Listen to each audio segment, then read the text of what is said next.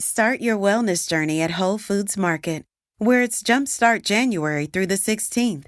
Stock up on supplements with some of the year's biggest savings. Plus, save on air-chilled organic boneless skinless chicken breasts, organic Honeycrisp apples, organic large Hass avocados, and more. And since Whole Foods Market is the only certified organic national grocer, it's easy to make them your wellness destination. Jumpstart your January now at Whole Foods Market.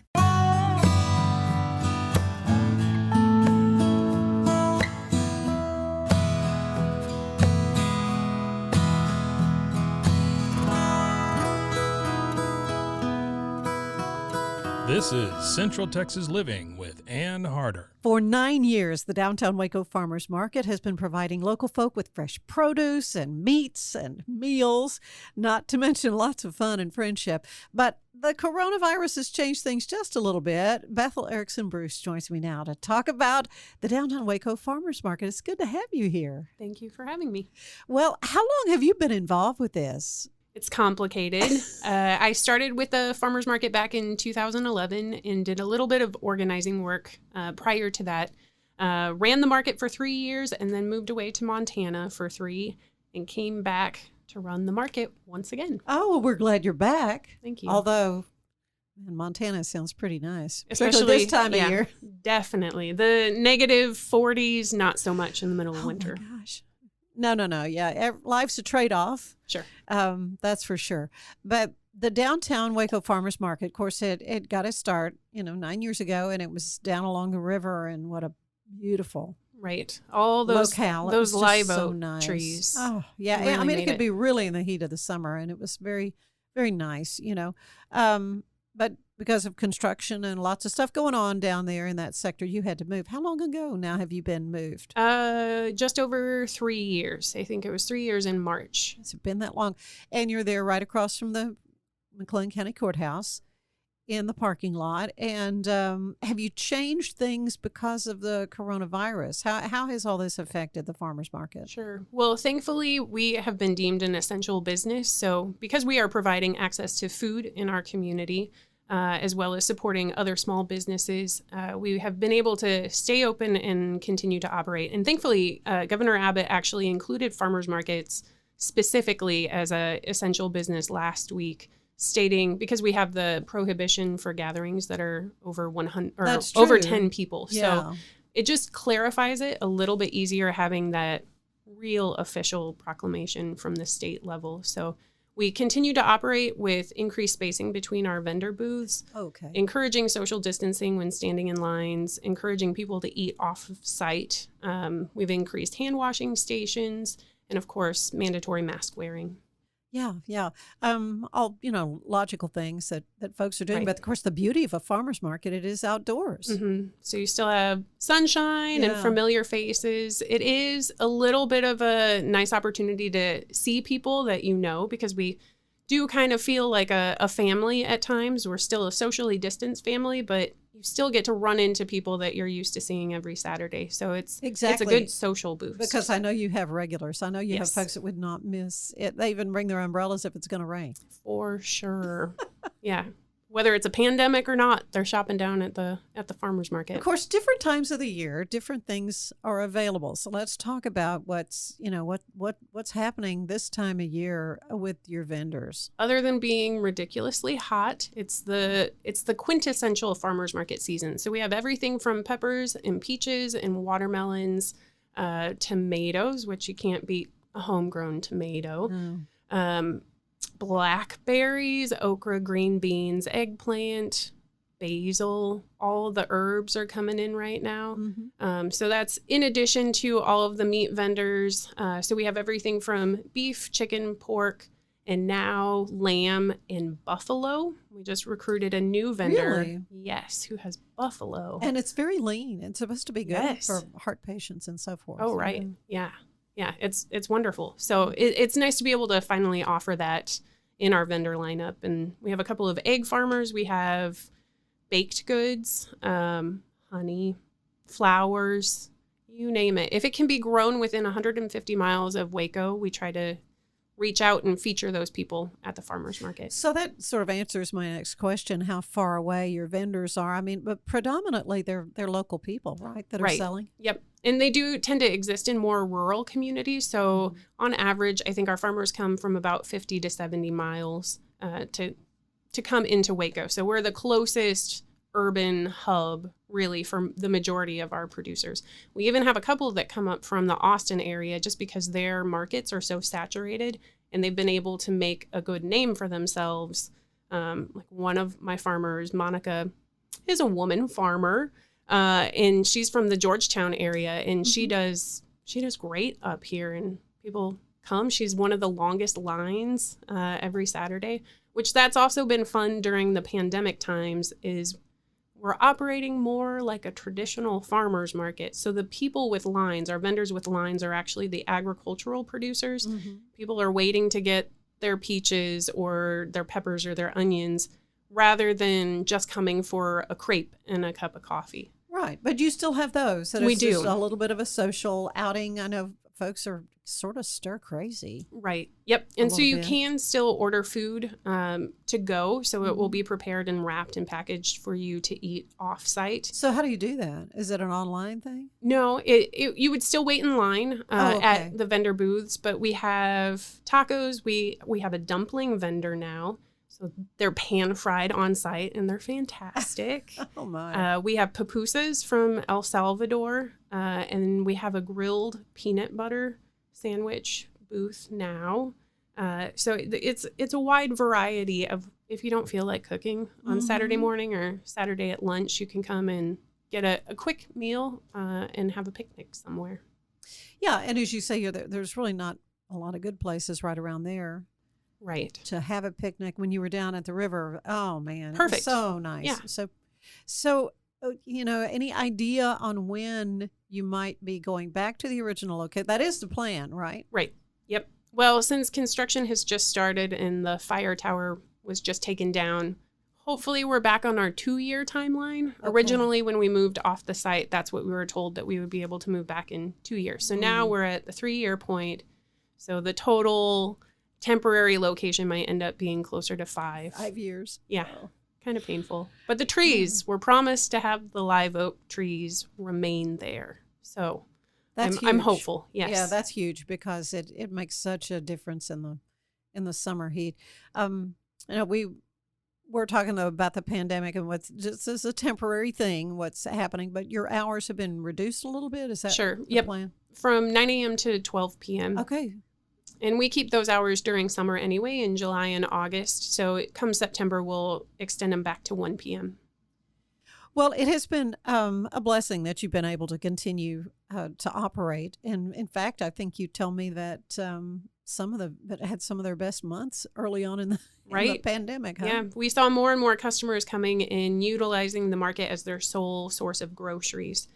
So we were even able to have Milking Dairy come out, which offered then milk and cream and different cheeses. So really the breadth of, not necessarily chips and the extras, but you could get your lettuce and your eggs, your essential items that you would need for being able to eat a healthy meal at your house. Well, but not everybody really can afford to buy a lot of good food. But you do offer for folks who are on food assistance to be able to buy Correct. produce and foodstuffs there. Yep. We have 3 different programs. We are able to process food stamps or SNAP. So people come to our welcome booth and they're able to swipe their card, and then we give them wooden tokens that they can use however they want on SNAP eligible items. So anything from meat, cheeses, eggs, produce, honey, anything that is not a hot prepared food, they could purchase. But we know because food is a little bit more expensive at the farmer's market, we wanted to be able to offer an incentive program. So that incentive program is called Double Up Food Bucks, and we're able to match a customer $30 per day. So if they spend $30 of their food stamps with us, we will give them an extra $30 that is only utilized on fresh fruits and veggies around the market. So that's a lovely program that turns your $30 into $60. That's amazing. Right.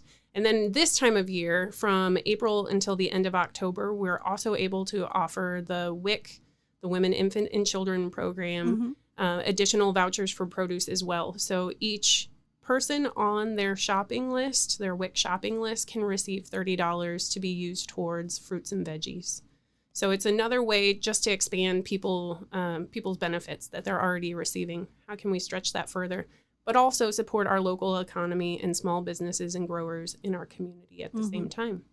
Well, and where it's located is kind of crucial, because there you are in the heart of downtown Waco, and there's not a lot of supermarkets anywhere nearby. No, everything's continued to expand out. Yeah. Yeah. And there are a lot of people that live downtown now. Right. So yeah, I can imagine you do have a lot of regulars who come on Saturday morning and do a little marketing, as it were. Well, you have a lot of special events too, though, through the year. I think your next big one isn't until September, right? Yeah, we've scaled back quite a bit just because we don't want to encourage the gathering at market any more than necessary. We will have a couple of things coming up over the next few weeks. So July 25th, there's an event called Buzz Off, and that is in promotion of or awareness of West Nile virus in our community. So the city of Waco, Keep Waco Beautiful, MCC, and Texas A&M all come out. There will be free handouts of different kinds of bug spray and just kind of how to be outside safely with mosquitoes out and about. So we usually host that in the summer once a year just to help create awareness. And we do provide spaces for different community organizations to come and set up and spread the word about what they are doing in the community or upcoming events that they might have. So yeah, a lot of nonprofits have taken advantage. Yep, that's been great. Of that as well.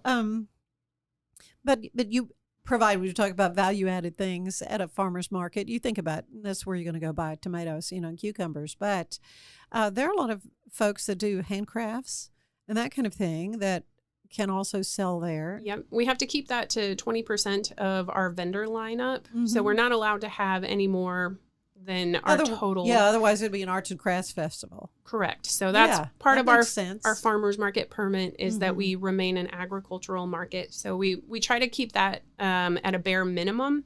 We do have a booth that then offers jewelry and a lot of handmade items. So like one of our vendors is selling masks right now. Well, look at that. The accessory of the season. Certainly is, yeah. It's nice to be able to offer, a way to support a small business at this time that is also a mandatory requirement for everybody. So she's got really cute designs, and they're linen, so they're nice and breathable. Yeah, I was going to say that's nice and cool for this. Yeah. If you could say a face mask is cool. It's definitely a challenge with the heat being outside, especially for our vendors for the whole time. So anything that you can do to have a cool face mask is nice. Well, and it's hard to know, what lies ahead. The fall, I mean, things are being canceled. The State Fair of Texas.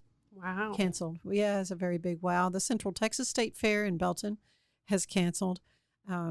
Yeah, that's a big deal. And a lot of folks, use that as a, place to gather, go and, and I still see farmers markets, sort of in a smaller way, providing that same opportunity for folks. We typically have provided a music every Saturday. This is festive, yeah. Yeah, and so we have cut that back. Again, under the guise of not wanting to encourage people to linger, but that also hurts musicians that were counting on it. Yeah, that's right. Whether it's a restaurant or a farmer's market, the gigs, that's hurt. I didn't realize that, because I have heard musicians there in the past, and but yeah, because you just want to have a seat there and enjoy them. Yeah, eat your little whatever you bought, and that's a problem. So yeah, that has to change, I'm sure. But looking ahead though, for December, are you still planning some things that you had already on the schedule? We always hold an anniversary market, which is the Saturday before Thanksgiving. So it's a great time because people are looking at preparing feasts. So that will definitely happen. And we do hold handmade markets throughout the course of the year. So our next one will kind of be on July 18th. A lot of our handmade people aren't interested in the heat. Yeah. So that cuts back on numbers. But we especially if you specialize in, maybe knitted sweaters and things like that. Exactly. People, a bit of a problem. People aren't really interested in that in July. So yeah, we will continue to have things and be monitoring what is allowed and what is not. But really, we hope to be able to provide a space that especially small businesses are able to keep providing food to the community, but keep their businesses afloat as well. And thankfully we've been deemed essential. So we'll use that to the best of our abilities. Oh, well, folks just need to take advantage of it because every Saturday morning you are there at 9 o'clock, 9 to noon, and you have a great Facebook page. Where can they go to find more information? It's wacodowntownfarmersmarket.org. Okay. That's our website. Very good. And maybe if there's a vendor out there, are you taking more vendors in? Yep. We accept them on a rolling basis. Mm-hmm. Our preference is always for farmers. So if anybody's interested in really, growing okra or sunflowers, we will have a bumper crop, so I might be taking a booth. Perfect. We will always accept people who grow produce. Oh, good. Oh, Bethel, it's been great. I appreciate your time today. This has been fun. The downtown Waco Farmers Market. What a great place to be. Thank you for having me.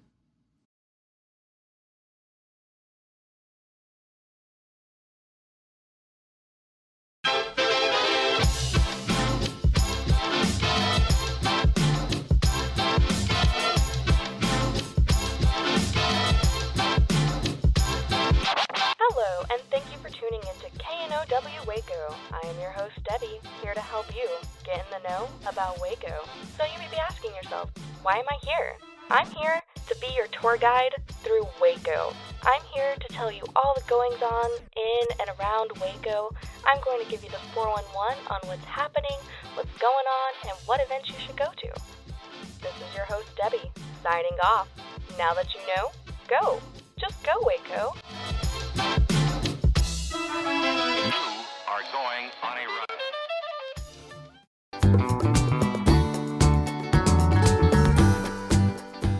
Welcome to an Original Outlaw podcast. I'm Autumn Outlaw. I grew up in a very small town outside of Waco named Clifton. And it's weird, when you're raised in a small town, it's easy to forget that there's a bigger world beyond those dirt roads. Find more at an originaloutlaw.com or go to Facebook and look for Original Outlaw and find some of the different tips and tricks we talk about in the podcast. Thanks for listening, and we'll see you next time. Bye.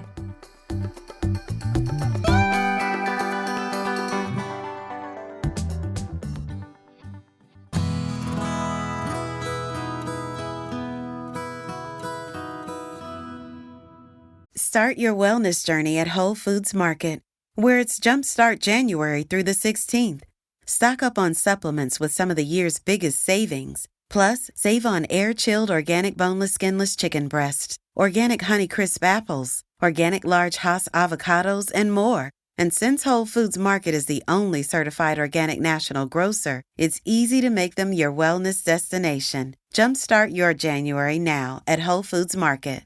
We are seeing a spike in COVID cases, and the nation's also gone through racial unrest like we haven't seen in decades. And how are our kids processing all this? Good to have Dr. Jason Miller with us, owner of Centex Rehab. And Jason, a lot of this is something people wouldn't have imagined would be happening. Of course not. I mean, who could have seen this coming? And it's something that I and my parents and, short from a world war, haven't experienced this type of disruption, in any time in my generation or even previous generations. It's just different. There's no roadmap for it. And for our kids, depending on their age, there's some are probably more plugged into what's happening in the news and that kind of stuff than others. Exactly. Well, and that's I'm glad you brought that up, because it really matters how you communicate and what you talk to your children about, it was really based very much on their age, because different kids of different ages are experiencing different things, and they express things differently, and they feel things differently. And it really does come down to what period of life are they in, is in terms of how you address it and how you move them through it and talk to them and comfort them, and exactly what you do with them. Yeah, you kind of have to wonder, what is the typical 10-year-old, how in 20 years he's gonna he's gonna view this as an adult. Exactly. And my kids are 10, 9, and 8. Mm-hmm. And so they're right in there. Yeah, they're right in there. And so it's I know I'm having different conversations with my kids than I would have had they been 5, 4, and 3, or 15, 14, and 12. And so does it have to do with like wearing a mask or things like that are just really kind of bizarre things to have to do to a kid?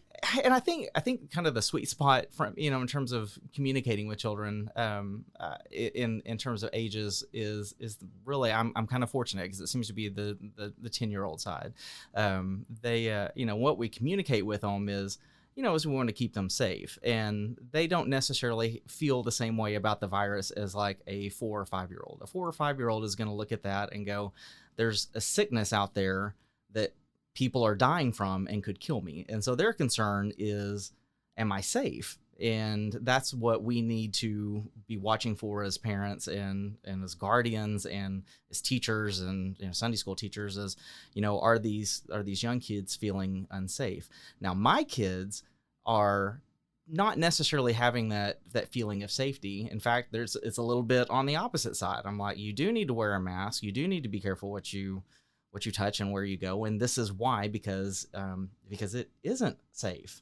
And but they're not necessarily feeling like I could die from this. They're more mourning the loss of routine, the loss of the soccer games, the loss of the school play. My daughter was excited because she had a speaking part in the school play. Well, it's gone, and so that whole opportunity, right? She was super excited about it, and it's gone. And as an adult, we just kind of go, you're fine, you'll get over it. It was a school play, but it was super important. Big deal to her, right? To a 7-year-old, it's super important to him. My son right now is very worried about football. He lost flag football. He's worried about the fall tackle football, and that's all.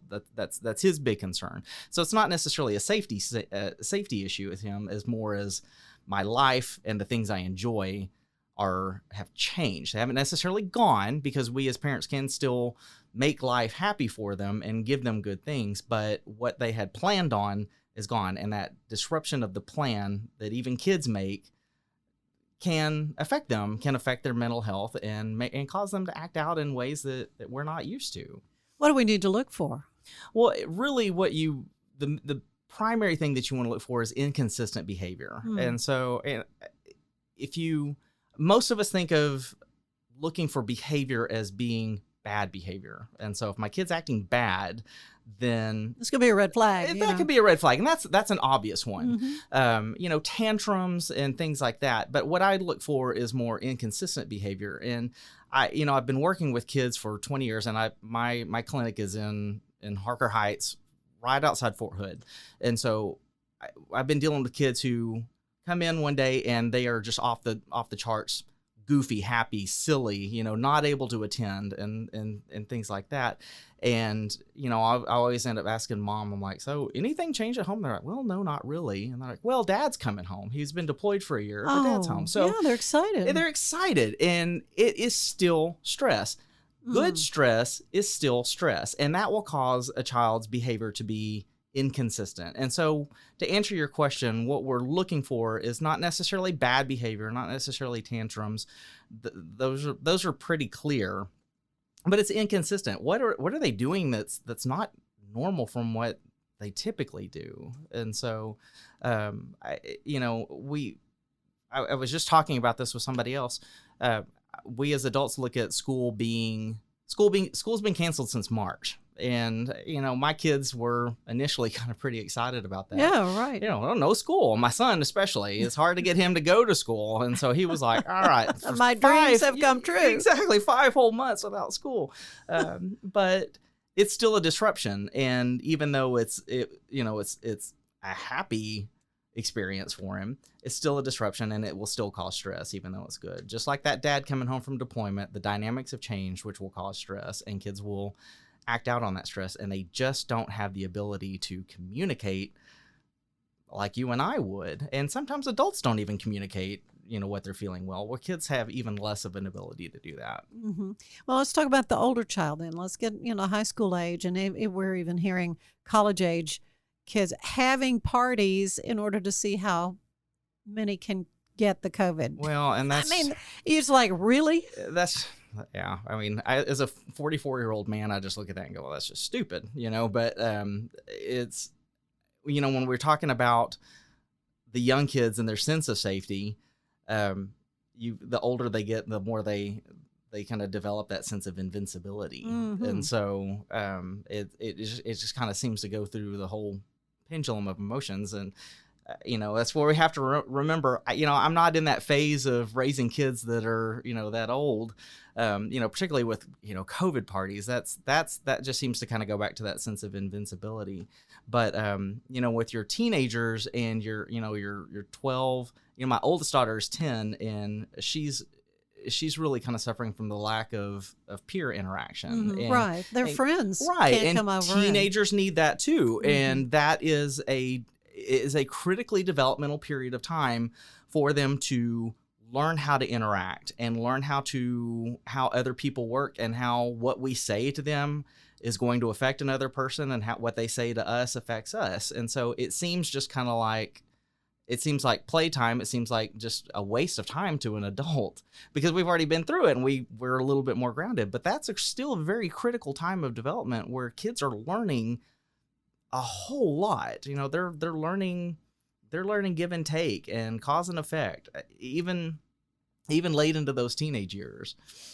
Let's talk a little bit about the racial unrest that we're seeing. And of course, there's nobody, I would not think, that thought what happened to George Floyd was a good thing. It was not a good thing. It was horrible. Needs to be addressed. Protests and so forth, and then it morphs into something way over the top. Right. How do kids process that? And again, it goes back to an issue of the age that they're at and how it makes them feel. There is a huge spectrum of discussion that we could have involving racism and how we talk to our kids. I'm a white 44-year-old man having to talk to my kids about racism, and that's a completely different conversation than a black 44-year-old man will have with his kids. A black man has had to have that conversation. They have to have that conversation with their kids about racism and what it is, because there's a very good chance that they'll experience racism. My kids, I don't have to have that conversation. And so, with the unrest and the demonstrations, there's two different dynamics. There's the actual killing itself, and then there's the demonstrations and the protests that followed afterwards. And both of those have to be addressed. And I think, I can only speak as a white 44-year-old man trying to communicate with his kids and work, and who knows how to communicate, who knows how children typically receive information. It put me in a weird spot. It caused me to really think about it, because I had not had that conversation with my kids. I wanted to shelter them. I don't want them to know about racism. I thought it would be good if they, the colorblind. Everybody talks about being colorblind. Well, I was going to raise my children colorblind, and the demonstrations and the killing threw that out the window and wasn't able to have that. And so I think it goes back to the age of the child, and a younger child needs to feel safe. And, whether it's a black child or a white child, or they see demonstrations on TV and they see looting, or they hear that somebody got killed by a police officer, our job as an adult is to say, yes, bad things happen, but you are safe. And, if we're talking about an older kid, I think it's okay to share how you feel as an adult with your child. Again, mine are 10, 9, and 8. And so it forced me to kind of go, yeah, I'm upset about it. It's okay to be upset about injustice, and it's okay to to express it and to feel bad about it, you know, and that's kind of what's leading to the protests. And I think you have to, you know, there was a lot of stuff that went on with protests, between protest, which is a demonstration, which is a good thing, and then looting and burning, which is a bad thing. Just destruction. Right. Yeah. And to separate the two and kind of go, you know, there's good and bad all the way through. But it's, with me, it's been important to identify racism to my kids and let them know that it does happen, and it did happen. And, you know, and it wasn't really that long ago that we had blacks not allowed in restaurants and not allowed to use the same restaurants. Only, it wasn't that far back in our history that we had slavery and things like that. So the civil rights movement. And that's what I was saying. It's been decades, but it was in the course of history. It's still very recent. It's very recent. And so, very recent. Right. And so it's okay to communicate that. And I think a lot of it, you know, if you give the history of it and rely on history, then it can put some things more into perspective for certain kids. But you know, the younger they are, you want them to feel safe. The older they are, you want them to understand what exactly is happening. And to get that dialogue open and be able to pick up on those nuances in your child's behavior. And it's important to, you know, when you're talking about race with kids, you know, particularly a white family talking about race, is expect to hear insensitive things. Expect kids to ask questions that are a little embarrassing and could be even racist sounding, but they're kids and they're learning and they're trying to figure out exactly what they believe. They need direction from adults, right? Exactly, you know, because they probably have heard what other kids are saying. Exactly, and that's exactly right. They do hear stuff that other kids say, and that what they hear might not be right. And so what you want to do is be able to hear what they've heard so you can combat it and, you know, set the values for your family. And it's not something to shy away from, and it's not something whenever kids ask that question, you don't want to shut down the question. And if they say something insensitive or ask a question that we as adults would be afraid to ask or afraid to answer, don't shut down the conversation. Let the conversation happen and impart your values with that. Well, let's talk a little bit about you. Jason, what got you interested in this line of work? So my own kids, really. Really? Yeah. It's kind of funny because I started off, I've been doing this 20 years, and I started off as a part-time therapist at Metroplex Hospital in Killeen. And I wanted to be an adult therapist. I wanted to work inpatient. I wanted to be a swallowing therapist. That was kind of my dream. And they said, yeah, we'll let you do that, but you're going to have to work with kids as well. And I said, okay. And so I did it. I worked with kids, and I liked it a lot more than I thought I did. And I've always been kind of a program developer type stuff. I like to start things and watch them go and do that. So I kind of moved my way out of treatment at that hospital, and I was a director there for a few years before I went and opened up my own clinic. And so I have a couple of clinics in Harker Heights and in Belton. And you do a lot of speech therapy. I do, yes. When I opened that, I was not going to treat because I had not seen kids in years.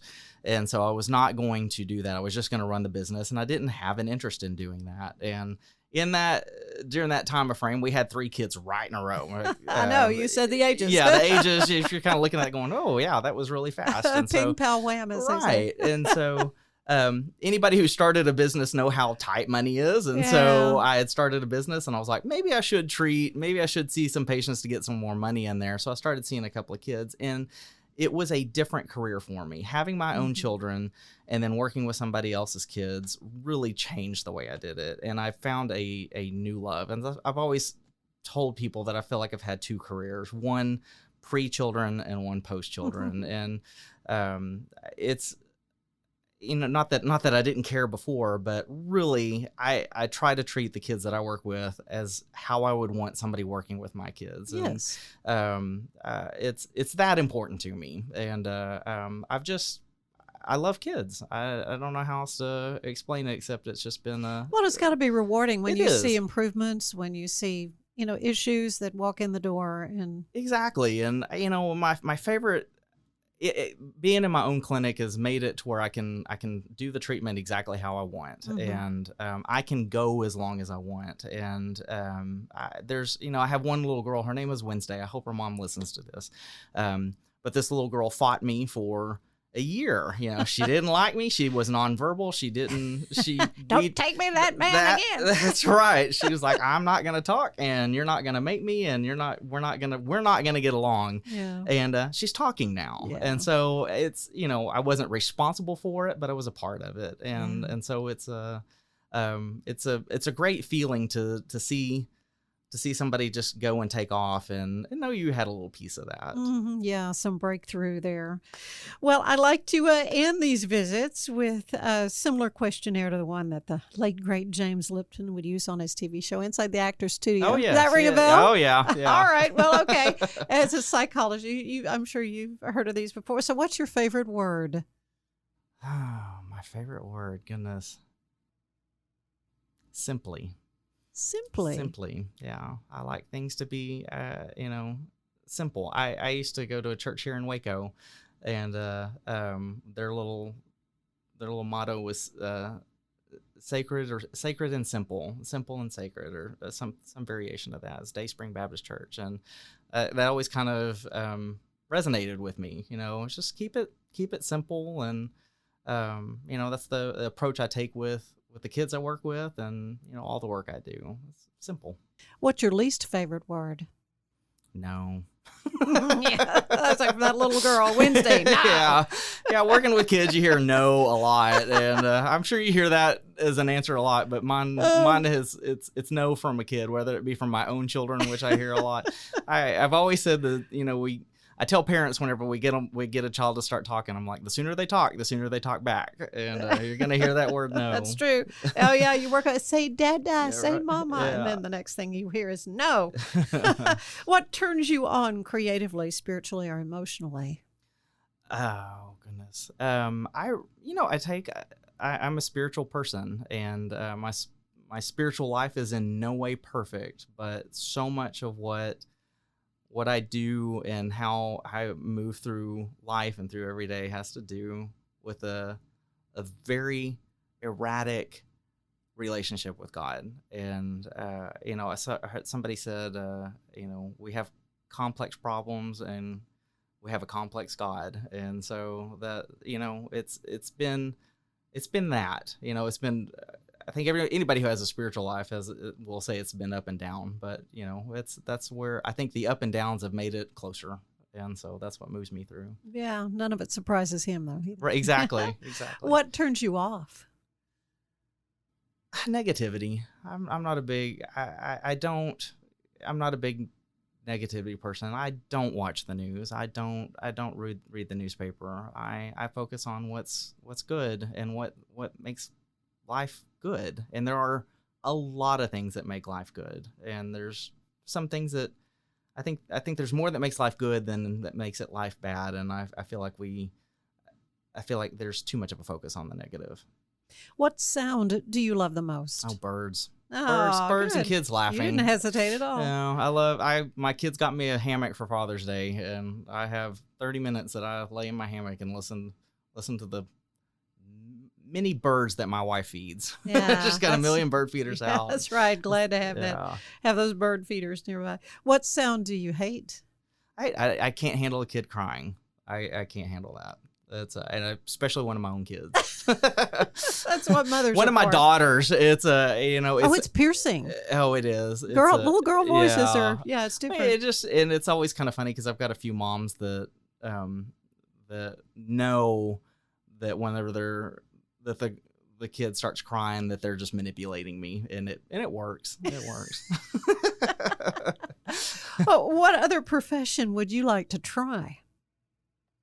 Oh goodness! When I was a kid, I desperately wanted to be an actor, and so I just wanted to be an actor or a performer. And so, there's as I get older and have less worries about what people think of me, that might be one that I'd at least give a shot. Try and see what. Well, there's lots of community theater. Yeah, I'd say, I know. Absolutely. There's time for it now. No, right. But yeah, no, that I would definitely recommend that. What job do you know you would not like at all? I don't know. Like I said, it's kind of funny. I don't like I don't like day-to-day management. And so like I'm the CEO of my company, but I could not be the COO. I could not handle operations. It's the nitty-gritty and nuts and bolts of everything is a little bit much for me. Like I said earlier, I like to have an idea and get it going and have somebody else tell me exactly how to do it. Let them take care of the details. Yeah. Okay, finally, what do you want to hear God say to you as you arrive at the pearly gates? It's so typical, but well done, good and faithful servant. I know that's always been one of my favorite. It's been quoted in so many books, and I think we all try to be good people, and so and we fail so miserably. We're just, as people, we're just screwed up, and we make a lot of mistakes. And so just to hear God say, "You got it. It was okay. It was good," would be would be a good thing to hear. Well, you help a lot of people, Jason, and I appreciate your time today. How can folks get in touch with you? Go onto our website at centexrehab.com. Like I said, you can call. That's the best way. There is a chat feature right there on the corner that will pop ask up. a question. Yeah, ask a question, and like I said, it's often me answering it. So, like I said, it goes straight to somebody's monitoring it all the time. And but centexrehab.com for children issues or even adults. We have 2 adult facilities for physical, occupational, and speech therapy as well. So if you got back pain, neck pain, or your kid's not where you want them to be, let us know. Wow. All right. You've been a great help, and it's wonderful to talk to you always. Thanks, Jason. Thank you so much. Central Texas Living is part of the Rogue Media Network family. Be sure to check out their other shows at roguemedianetwork.com. Please rate us 5 stars on iTunes and anywhere else you get your podcasts. Join us again soon for more Central Texas Living, the podcast. This has been Rogue Media Network Podcast.